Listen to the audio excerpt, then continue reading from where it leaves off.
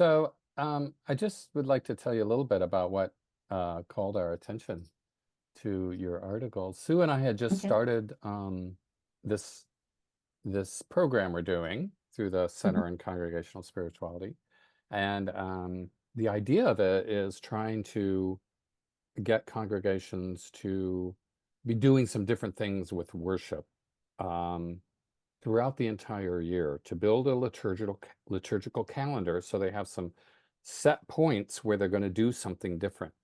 And the the the big thing is bringing spiritual practices to that different thing that you do, right? And so, you know, all the things that we do in worship, we can do in a way that makes them more intentionally a spiritual practice. Um, Mhm. you know, like reading can become Lectio Divina, right? And music can become singing meditation, and silence can be much more directed and deeper rather than just saying, let's have a moment of silence and be quiet for a minute or two, is to Mhm. really, encourage people to embody these things. Um, and that's one thing that caught us right away with your articles. You started out with the description of the dance, right? And it's like, ooh, that's Mhm. something different. And then you talk about it being more collaborative, working with others, participatory, and then also that it's worship that's not typical of the dominant culture, too. Mhm. And these are all things that, we're trying to get away from and trying to help congregations find a way to do this regularly. They might not do it every Sunday, but if they could do it like once a month or every 8 weeks or 6 weeks or whatever, or 4 times a year. Um, so it just sounded like you'd already dealt with a lot of the kind of things we were looking at. And I'm curious, how did this start with you? This is at Eno River, right? Where you're Yes. the where you're the minister. I mean, what was the worship like when you first got there, and how did you kind of, bring about this transformation? Well, I would say that it was typical of most Unitarian Universalist congregations. Lots of hymns from the hymnal, lots of, I- you know, I would say a kind of worship that did not feel like an embodied worship to Hmm. me, Hmm. from the culture that I come from, but just almost like a mental exercise as worship, that we're listening to a talk, and we're listening to hymns from the Protestant tradition sung in a very particular way. Hmm. I would say the transformation, I will not take full credit for. The minister before me, Reverend Deborah Kerr, was Hmm. on a mission to of congregational transformation and recognition of our of racial equity and Hmm. diversity in the culture. I would say that my in my person, I really embodied what that looked like. I was the Hmm. associate minister before becoming the lead minister or the assistant minister. And so I would say that the first thing that happened is we started getting complaints about clapping and not clapping, about people who Hmm. said amen out loud and people who did not. And there were um, messages sent about not wanting so much noise and how disruptive all of this was. And so I just took it head on, and I did a sermon called The Silence and the Noise. And Hmm. I just spoke about it. I spoke about the fact that we are supposed to be a pluralistic community. And what does it mean when we're all together? And can't we make space for one another during worship? And if we are pluralistic, if we are um, supposedly a tradition that welcomes all these different sources, then that would say that worship would be different and not Hmm. always the same. And can't we make space for one another? And that's how I began that Hmm. journey. Hmm. Conversation. Yeah, that's interesting, starting with the sermon, because that is that place where you have that privilege as the spiritual leader and the minister, and you get to make a statement about Yeah. this. So we've got a few ministers taking the course, and I think that probably is if somebody is in a congregation and that has a minister and they want to do this, they'll need to get the minister on board, of course. But um, if they are the minister, this might be one of the things they need to do to kind of clear the ground a little bit and say, hey, we're going to be trying some, we are doing some different things here. Here's why we're doing them, and Mhm. kind of use a bit of that privilege and that authority, at least to get things happening, you know? Yeah. I would agree. The other time I had to do it was last year when I took on because I was an inside call and took on the Mm, role of lead minister. And there were some complaints about services lasting longer than an hour. And they might have gone over like an hour and 5 minutes, an hour and 15 minutes, and people were complaining. They weren't complaining to me, they were complaining to the rest of the staff, sure. right? So, I actually believe in talking with the congregation, being in relationship with the congregation from the pulpit, not just Hmm. talking, not just delivering some sort of esoteric message, but actually that we're in relationship. This is a shared ministry. And I Hmm. spoke to them about the fact that I had challenged the staff, the rest of the ministers and the rest of the staff about what does it mean to create transformative worship, Mm, that what would it take, and that I had asked them to experiment, to just try new things. And I mm, said to the congregation, we can say that we're doing different things and it's really the same old thing that we're calling a different name. And they really took that to heart, you know mm, and I also laughed about it, and made I was lighthearted about it, and just let them know that they could always talk to me if there's an issue, that they could always leave if we were running late. But that in order for us to begin exploring what transformative worship means, it might mm, that we have to stretch ourselves a bit and begin to think about things in different ways as we do mhm. this. And they actually took it really well. And some of the complainers came to me and said, touche, I hear you. It's and I told them that part of that agreement is that I will also be sensitive to the fact that they have things to do, that they Mhm. plan Sunday mornings. Yeah, But I just said, and is 15 minutes really going to disrupt your day? Like, yeah, let's really yeah, think about this. yeah. So, yeah. Uh, And uh, it's all cultural too. and Yeah. cultural sense of time. Yes, a cultural Yes. sense of time. Right. Yeah. Yeah, totally, totally. And I will say that's one of the things, you know, Sue and I are envisioning, that these special services, we're saying like 8 times a year, treat them like feast days and Yes. expect people to be at church for like 2.5 hours. You're going to Yeah. have a meal afterwards. You're Yes. going to be with each other. You Yes. know, if you're going to be embodied, you're going to be embodied for a good long time here, you know? And Um, what we've learned is that it helps when people know that it may be a longer service, like mhm, our Kwanzaa service, which we do every year. And we do treat as a feast day, mhm, mhm, in the sense that we have the Kwanzaa service and then we have a karamu afterwards, which is a feast. mhm. But the service itself is generally about an hour and a half long, and the Yeah. congregation knows this. Mhm. But it's an exuberant celebration. It is filled with music and sharing, and it's less me sermonizing and more hearing either a dance service or the arts are incorporated. And so Mhm. when we're doing things like that, it's different.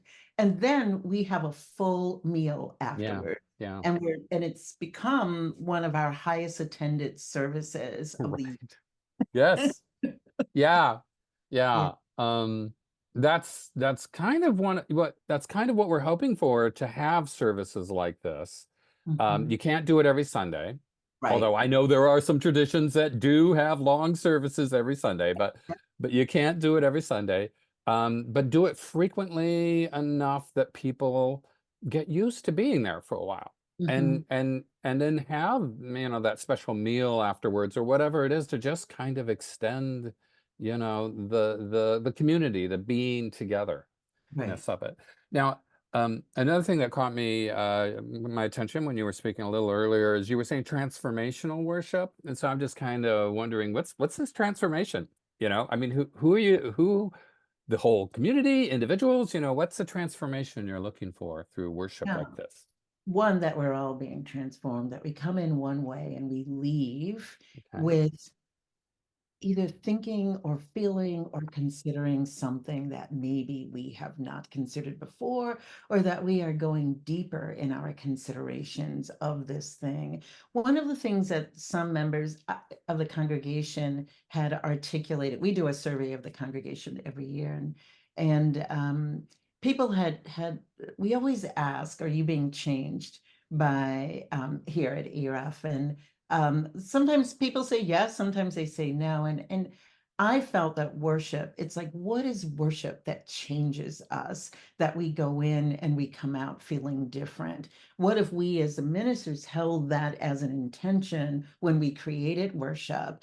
And what happens to people, when they are transformed? I mean, transformation is part of our mission statement.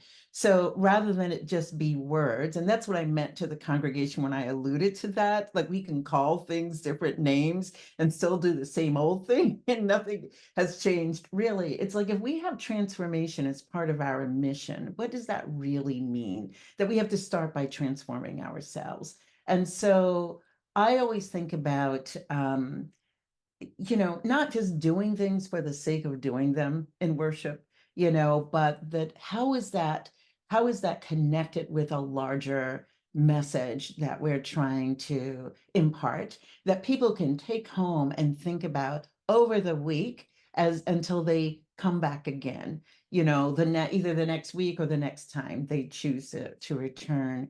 I will say that our attendance has been through the roof over the last year. And I think that has been because of this, that we have really taken to heart what transformative worship is, and that our congregation is now they attend expecting something, and I don't mean like a special thing. Sometimes it's just music and a sermon, as it is, a regular service, but they expect that something's going to be different. And so, I don't want to jump ahead, but we can talk about this if you're interested. It is, part of it is that we have I lead what I call a liturgical service, that the music, the sermon, like the story, all elements of the service come together. Some people are changed by the story, some people are changed by the music, others are changed by the sermon or the meditation, but that all of it is working together in that process, toward that process of transformation.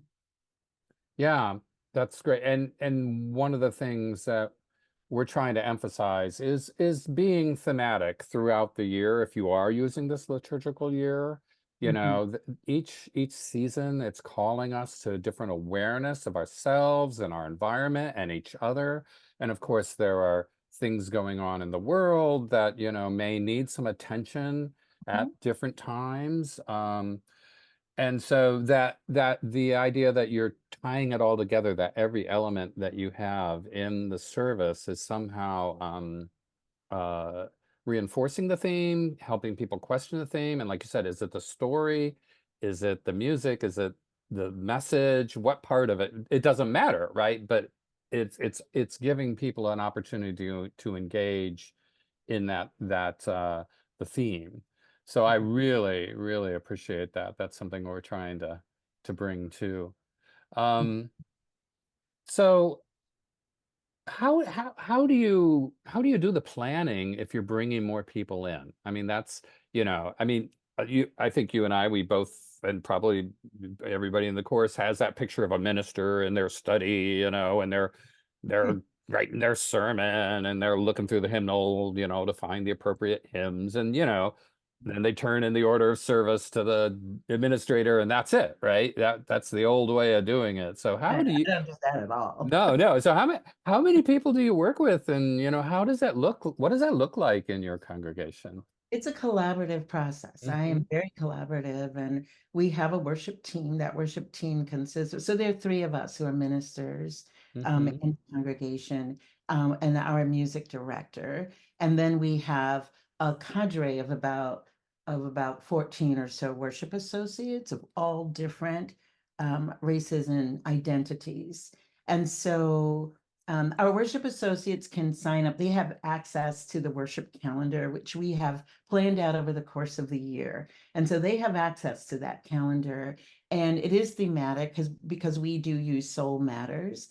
And so people can sign up for whatever service they want to be in. And there are times when we, say that we recognize that we don't necessarily need a worship associate for some services, but we get together as a worship team, the ministers and the music director. We actually sit together and go on a retreat together in August and plan out our services from September through January.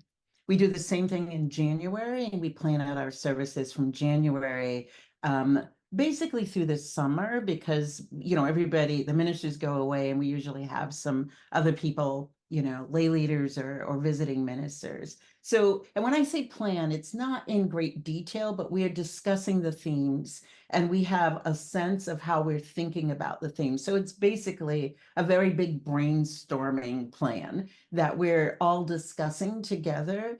And then at the beginning of every month, the four of us sit down again and we talk about the coming month, So we talk about the month of May or the month of June,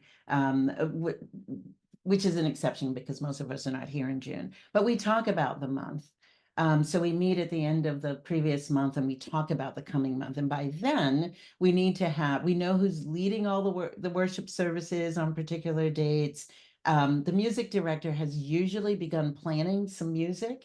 And so we just work closely with her, and I trust her to understand the conversations that we're all having, which she's included in the interpretation of a particular theme. And then she's working directly with whoever's leading worship to talk about how that theme will unfold in the service, or how we're hoping it will unfold. And then she begins planning music based on that. Um, it takes more time, but I find that I have no desire, nor do I have the time in this system for me to sit planning all the music. I actually don't want to. I want to bring in other people to have their ideas. And sometimes I say, no, I don't think that's going to work. No, I have a different feel for this service. And so, and we work together though. It's not just we're not siloed. And that was one of the things I wanted to get rid of, is working siloed, but that we work together. And so the minister, who's our minister of lifespan faith development, always selects the story, but he works with us very directly in finding out, well, how are you interpreting this service? And here is a collection of my stories. And so if or the stories that I would suggest, you pick one. And so we actually get to look at the stories digitally and then decide which one works for us. Usually he finds them, believe it or not, on YouTube, and someone reading the stories right on YouTube. And then we get to look at the story and listen to the story and then decide whether it will work for that particular service. So it's very collaborative. Yeah, I like that, and that's a great way to use YouTube too. You may not use the YouTube story, but it gives Right, everybody a chance to hear the story and say, "Oh yeah, that really does right, work with what we're trying to do." And actually, that's one of the things. That's one of those places. The way I like to look at it is like, here's all the things we have in worship. We have music, we have message, we have silence, we have, you know, scripture, poetry, whatever. We have stories. And when Sue and I think like, how do we make these spiritual deepening experiences? Looking at that story, I love the time for all ages model, but to think of it as a teaching story or a wisdom story, and how, and like you're saying, how does that really fit in with the theme? And being right, just as intentional about that as you are and with any other element in right. there. So Yeah, I would say that no element of our services is random at all. Like no one gets to just kind of go off and plan a thing on. Like we actually work together and we've grown to like it and we actually as we've come to know each other better, we have a sense of many things. And we have a very uh, a strong commitment and a theory of change race based on racial equity and inclusion. So we are paying attention to that in the stories, in the music, in the composers, in the in the readings. Even we're paying attention to that they are truly multicultural and diverse services as mm, well. And so, yeah. yeah, and do you introduce them in a way where you're kind of acknowledging the culture it's coming from like that? I mean, Nope. We nope, you just just share the story. Yeah. for it and Yeah. people they get it. They get They it. and what happens, I'll give you two examples. I would Okay. say that one, the parents are blown away by all the stories and have really asked for a published book list because they're like, how do you find these stories for your children? And our stories deal with gender identities, they deal with race, with culture. The parents actually want these stories for their children. The other way we knew we were having an impact is we began this. We have two services every Sunday, and the first service is a meditation service. It's a contemplative service, and we did that listening to the congregation. So when we say the silence and the noise, it wasn't that I wanted to ignore the people who really wanted silence. So we created a service that would offer people an opportunity to sit more with silence, right? But what we learned was those children rarely, if ever, attend those services. It's usually, if there are children present, it's usually a parent with an infant. But the older members of the congregation demanded the story.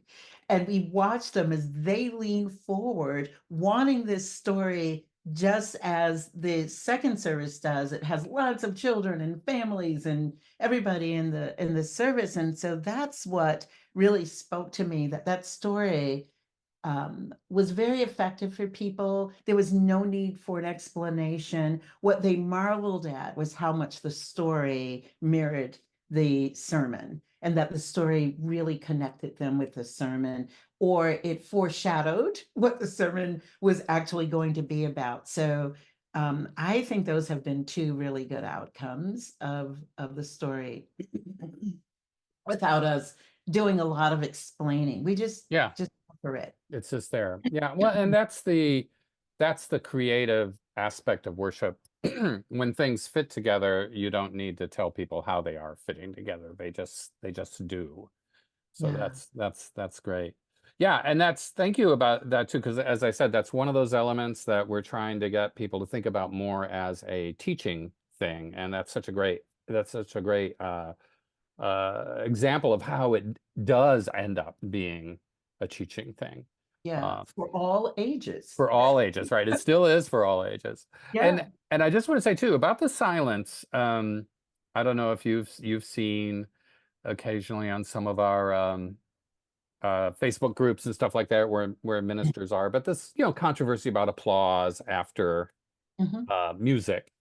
And Hmm. I just want to say I was at a small congregation on Sunday, and what they did is they were very clear that the piece they were going to sing was going to be followed by some moment of, some time for silence to just kind of, you know, experience so just letting people know what's happening Yep. in the service. Like, if it's okay to clap afterwards, the minister can start clapping. Or if you're asking for the silence afterwards, let people know that this is more of a meditative moment, and we're going to embody the silence together at the end of this piece. So there's ways to let people know along Yeah. the way. Yeah, Yeah. I yeah, agree with that. We've done yeah. that. And So sometimes the music is so moving that people just sit with it too. It's like when yeah, you actually start moving in that direction. It's been interesting to me that people almost know hmm, themselves. They're just in the yeah, experience of it. And yeah, so they just sit with it. yeah. So I just want to go back to transformation a little. Well, they got two more questions, but I mean, but I want to go back to transformation a little bit there. I think the the two the big transformation I'm envisioning by doing these sort of things is, you know, we've heard like there's an epidemic of loneliness and isolation. Not, I think, not just this country, Western democracies, the whole Mhm, world, mhm. um, and people don't know that religious community is a place where you can experience, community and get an opportunity to not be so isolated and not be so lonely. Um, so we're looking at these kind of worship services to be inviting to people rather than off-putting, like the sermon with a single minister or whatever, but to have all these elements that you can find your way into this community and be present with them. And then the other two is that spiritual deepening part, Yes. So I'm saying, so when we're thinking transformation, we are thinking like, overcoming isolation. We want people to be in that community, get that Mhm, connection. Even mhm. if these are the only services they come to, that's fine. If Mhm. they're just coming for that opportunity. And then also that idea of spiritual deepening, which I think for us, you were talking a little bit about, like the stories and giving them something to think about, reflect on, and kind of just kind of thinking about your relationship, to the classical kind of spiritual deepening, your relationships to yourself, your relationship to others, your relationship to creation, you know. Yes. Yeah. Yeah. So do you see some of those things working in the services that you're presenting? Yeah, that's actually sort of a model that I work with. Because I'm in the pulpit 3 times a month at Mm-hmm. least. And so my own personal model is that, I start with a sermon about self, then I start with a sermon, and then next is a sermon about us as a community. And then Oh. and the third sermon is about what does it mean when we take this theme and are looking at the world, and so it's a deepening. So when I talk about self, it's not just myself, but as Mm-hmm. we consider the self, and then as Mm-hmm. we consider ourselves in community, and as we consider ourselves as a community facing and turning Mm-hmm. to the world. And so that's how I Mm-hmm. frame my sermons, which help me, that Mm-hmm. really allows me, guides me in developing my sermon writing process. But um, yes, I think that it's all about. So I use lots of different language because we have a group of non-theists. Taking into mind Mm-hmm. a pluralistic community. Not everyone is feeling the spirit, right? Right. So, and what I've found is that when I say heart centering or heart opening, that Mm-hmm. our non-theists Mm-hmm. actually know that language, and Mm-hmm. theists get that language. And Mm-hmm. so I might say spirit centered and heart centered, Mm-hmm. deepening that we're doing or work that we're doing, and everybody gets it. Yeah. So for me, that's the amazing challenge of being a minister in a UU congregation that's holding all these the both the joy and the tensions of all Mm-hmm. these different beliefs, and Mm-hmm. how do we speak to everyone without alienating people, and that's always my again, how do we move up, move back, knowing that we won't be centered? My particular belief may not be centered every single Sunday. The congregation now gets that. I think we went from our humanists complaining all the time about our use of language to the head of our group saying to me, we love what you're doing. We get that the cosmology that you're talking about is one that includes everyone, and that we get to not be centered every single week, but that you are paying attention to what we need as well. And I thought, wow, I am doing my job, So, but I think it's important to pay attention to that. So, because people are coming with all kinds of beliefs, which we well know. And we are a fellowship. And so we have people who have said, I did not come to join a church. I would never have joined a church, but I am here because this is a fellowship.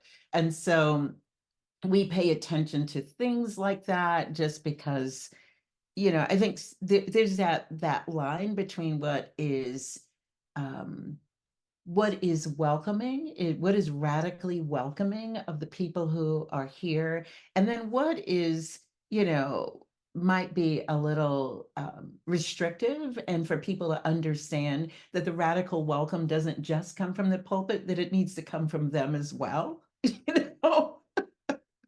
That we're not tolerating each other, and that if we're here to learn, from one another, or just consider and reflect on a thing you might not have known about. And so, and I've spoken with the congregation about this, and they do now. I think what happens is that sometimes we had a choir fest at our congregation last week, on which we had congregations from around the Southeast come to join us, and we had a guest music clinician come in, and we could see that some of the visiting congregants, visiting people, did not, they were surprised by some of the things that we did, and that, I saw that, but it was okay. It was okay. It's like, huh, this is another way you might consider doing things, or this is a different experience. And yeah, so. Yeah. Well, and I'm glad you mentioned pluralism because that was my other question. Yeah. Congregations, some of them are fortunate enough to have a lot of diversity and many different ways, but I think your typical UU congregation is going to be primarily people from, the dominant white culture Mhm. in the United States.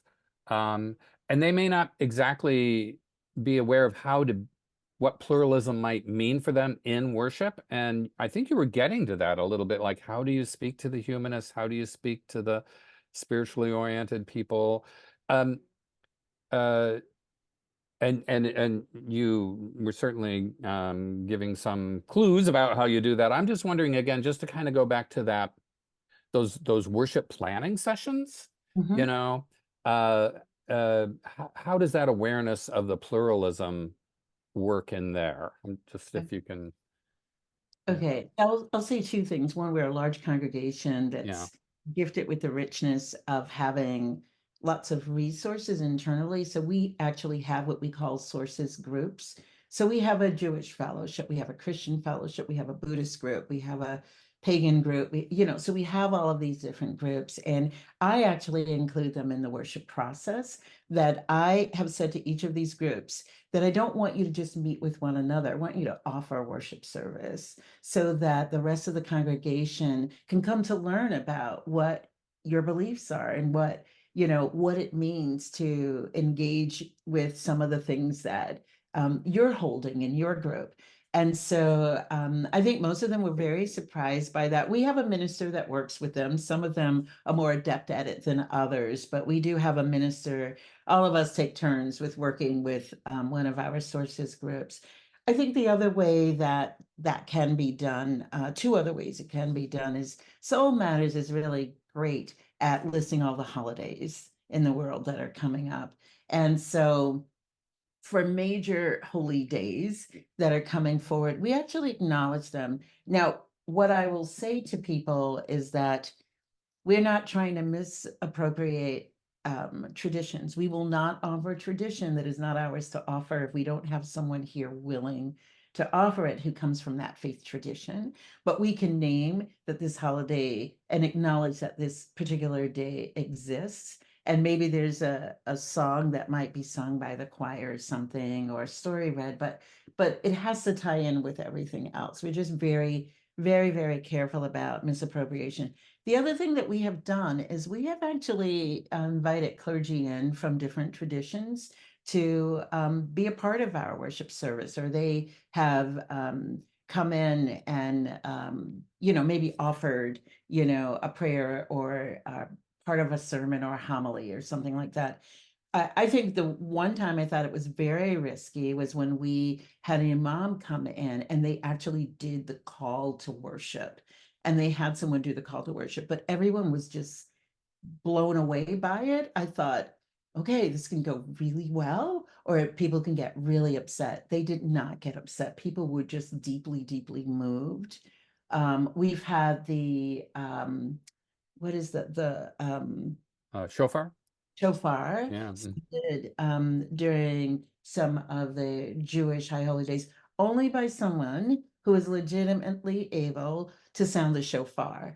And people appreciate all of that. And so we get to name the holiday or the holy day. Sometimes prayers are offered based on those beliefs. So that's how we do that, you know. So we do what is ours to do, and we invite people, and I'm constantly inviting people. I said, you know, even if we don't have a sources group, if there is a holy day that you celebrate and that you're aware of, you have to let me know. I'm not going to offer some traditional or practice that is not ours to offer, but I am willing to work with you to offer practice from your tradition. Mm. So, That's a lovely invitation.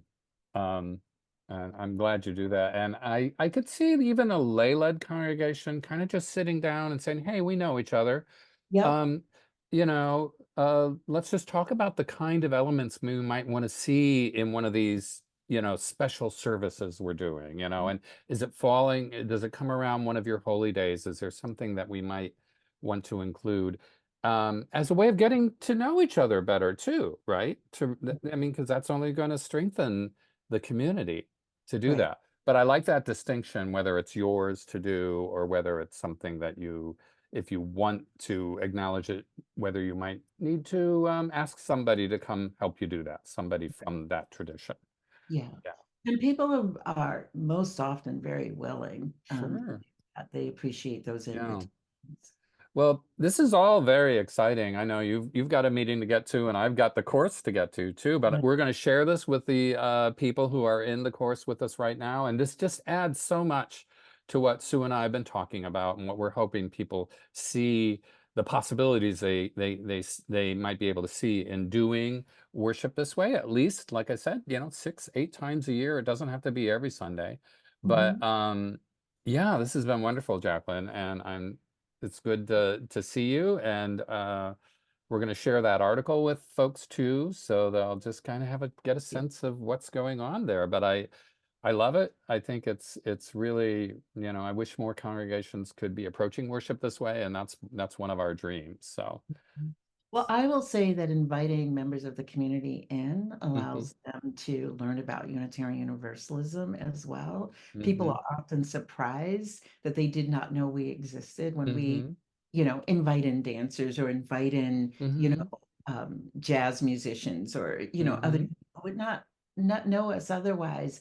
And so often people have come to me and said, wow, I think this is the place I've been looking Okay, for. well, so that's like an added bonus then, right? We're Right. including people from the community. They find out who we are. Some of them might say, hey, I Yeah. like what's going on here. So, Yeah.